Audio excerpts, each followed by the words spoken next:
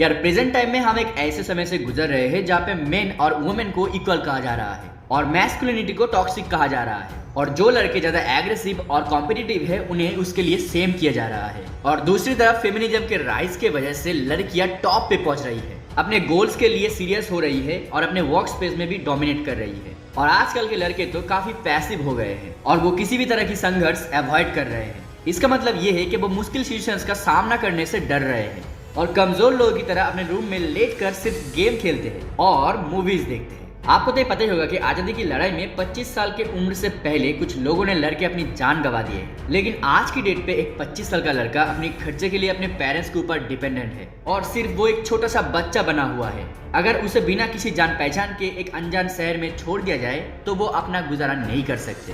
इनमें से कुछ लोग अपनी नाकामी की वजह से सरकार को दोष देंगे और कुछ लोग एजुकेशन सिस्टम को और कुछ लोग अपने पेरेंट्स को दोष देंगे। इस वीडियो में मैं आपको कुछ ऐसे स्किल्स के बारे में बताने जा रहा हूँ जो एज ए मैन आपके पास जरूर होना चाहिए और इन स्किल्स को सीख कर ही आप एक लड़के से एक मर्द बन पाएंगे। So I hope as a man आपको मुझे सपोर्ट करने के लिए क्या करना होगा वो मुझे आपको याद करवाने की जरूरत नहीं है। तो चलिए आज का ये इंपॉर्टेंट वीडियो जल्दी से स्टार्ट करते हैं। तो नंबर 1 पे है फाइटिंग स्किल। मान लो कि आप रोड पर अपनी वाइफ या फिर अपनी गर्लफ्रेंड के साथ चल रहे हो और कोई लड़का उसे देख के सीटी बजा देता है या फिर उसे कहीं टच कर देता है। ऐसे केस में आप क्या करोगे? ज्यादातर लड़के ऐसे सिनेरियो में फाइट को अवॉइड करेंगे और वो अपने इस कावर्ड जजमेंट को जस्टिस दिलाने के लिए बहुत सारे एक्सप्लेनेशंस देंगे, जैसे कि वो तो है ही बदमाश और ऐसे लड़कों से उम्मीद ही क्या कर सकते हैं, वो अपनी फितरत दिखा रहा है और हम उसके लेवल पे थोड़ी गिर सकते हैं। और वो ऐसे ही एक्सक्यूजेस देकर फाइट अवॉइड कर देंगे। लेकिन यार सच तो ये है कि वो लड़ने से डरते हैं। इससे आप अपनी लाइफ पार्टनर की रिस्पेक्ट भी खो दोगे और अपनी सेल्फ रिस्पेक्ट भी। और बात यहाँ पे सिर्फ फिजिकल फाइट करने की नहीं है, साइकोलॉजिकल फाइट की भी है। बहुत सारे ऐसे लड़के हैं जो अपनी कंपनी में बेटर पोजीशन और बेटर सैलरी नेगोशिएट करने से डरते हैं। उन्हें यह डर रहता है कि अगर वो फेल हो गए तो उनकी बेइज्जती हो जाएगा और इसी डर की वजह से वो कभी ट्राई ही नहीं करते। एक असली मर्द तो वो होता है जो हमेशा लड़ने के लिए तैयार होता है। वो लड़ने की बहाने नहीं खोजता। लेकिन यार उसके लव वंस को अगर किसी ने आंख उठाकर भी देखा या फिर अगर किसी ने उसकी लाइन को क्रॉस करने की भी कोशिश की तो वो उसे बिल्कुल भी बर्दाश्त नहीं करता। वो better life, better salary, better clients और बेटर पोजीशन के लिए कभी लड़ना नहीं छोड़ता। आप पूरी हिस्ट्री में किसी भी पॉइंट पे चले जाओ और उस टाइम की ग्रेट लोगों के बारे में पढ़ो, आप ये जरूर देखोगे कि वो सारे लोग वॉरियर्स ही थे। चंद्रगुप्त मौर्य से लेकर नेताजी सुभाष चंद्र बोस, वो सभी लोग फाइटर्स ही थे जिन्होंने अपने हक के लिए कभी लड़ना नहीं छोड़ा। हिस्ट्री इसी तरह के ग्रेट मर्दों को सेलिब्रेट करते हैं और ये सच है, सुन लो कि अगर आपको फाइटिंग नहीं आती तो आप असली मर्द नहीं हो। तो यार सबसे पहले लड़ना सीखो। Number 2, the ability to diffuse conflicts. एक असली मर्द जरूरत पड़ने पे लड़ सकता है, लेकिन वो किसी भी कॉम्प्लेक्स सिचुएशंस को बिना लड़े भी सुलझा सकता है। अगर आपने the rise of the planet apps वाला मूवी देखा है तो उसमें आपको सीजर का कैरेक्टर तो बहुत ही अच्छा लगा होगा।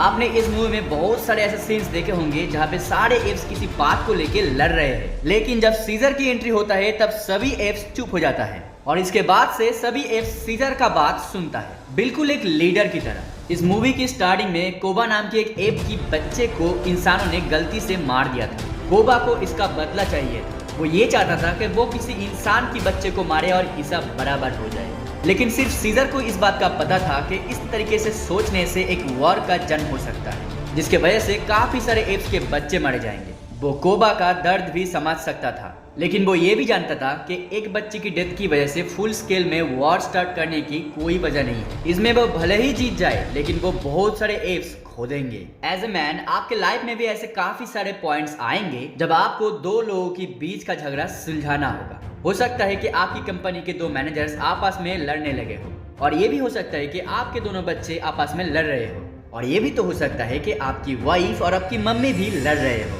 ऐसे केसेस में आपको इन 2 पार्टीज के बीच में जाके उनकी झगड़े को सुलझाना होगा। और नंबर 3 है हैव अ स्ट्रॉन्ग प्रेजेंस। आपने कुछ ऐसे लोगों को तो देखा ही होगा जिनके एक रूम में एंट्री लेते ही एनवायरनमेंट पूरा चेंज हो जाता है। हर किसी का फोकस उस इंसान पे चला जाता है और लोग मन ही मन उसके बारे में ही सोचते हैं। ऐसा स्ट्रॉन्ग प्रेजेंस रखने वाले लोग बहुत ही ज्यादा कॉन्फिडेंट होते हैं, एक फॉर्म हैंडशेक करते हैं और आई कांटेक्ट मेंटेन करके बात करते हैं। ये लोग बोलते कम है और सुनते ज्यादा है। ये लोग अपना मुंह तभी खोलते हैं जब इनके पास सच में बोलने के लिए कुछ कंटेंट होता है, वरना ये ज्यादातर चुप ही रहते हैं। और यही रीजन है जब ये बोलते हैं तब लोग इनकी बातों को गौर से सुनता है। दूसरी तरफ कुछ ऐसे क्लाउन्स होते हैं जो सिर्फ अटेंशन गेन करने के लिए काम करता है। ये फालतू के जोक्स मारते हैं, लोगों के बीच में इंटरप्ट करते हैं और सारा फोकस अपने आप पे लाने की कोशिश करता है। लोग इन्हें भी नोटिस करते हैं, लेकिन ये लोग YouTube की उन इरिटेटिंग एड्स की तरह होते हैं जो कभी कभी वीडियो के बीच में चले आते हैं। जिस तरह से आप उन एड्स का खत्म होने का वेट नहीं कर पाते, उसी तरह इनके चुप होने का वेट करना भी मुश्किल हो जाता है। अगर आपको सच में एक अल्फा मेल बनना है तो आप अल्फा मेल्स के बीच में ही रहो। आप सिर्फ शानदार एटीट्यूड वाले लोगों के साथ उठिए बैठिए और उनके बात करने का स्टाइल, हैबिट्स और पर्सनालिटी को गौर से नोटिस कीजिए। तब धीरे धीरे आपको ये जरूर पता चल जाएगा कि क्लाउन्स और अल्फा मेल्स के बीच में क्या डिफरेंस होता है। नंबर 4 पे है डीप क्रिटिकल थिंकिंग। आपने बहुत सारे ऐसे लोगों को देखा होगा जो एब्सोल्यूट में सोचते हैं। उन्हें लगता है कि कोई चीज या तो पूरी तरह से सही है या फिर पूरी तरह से गलत है। वो एक से ज्यादा पॉइंट ऑफ व्यू को देख ही नहीं पाते। वो अपने बिलीव्स को सच मान बैठते हैं और अपने ओपिनियंस के बारे में लोगों को ऐसे बताते हैं जैसे वो फैक्ट्स हो।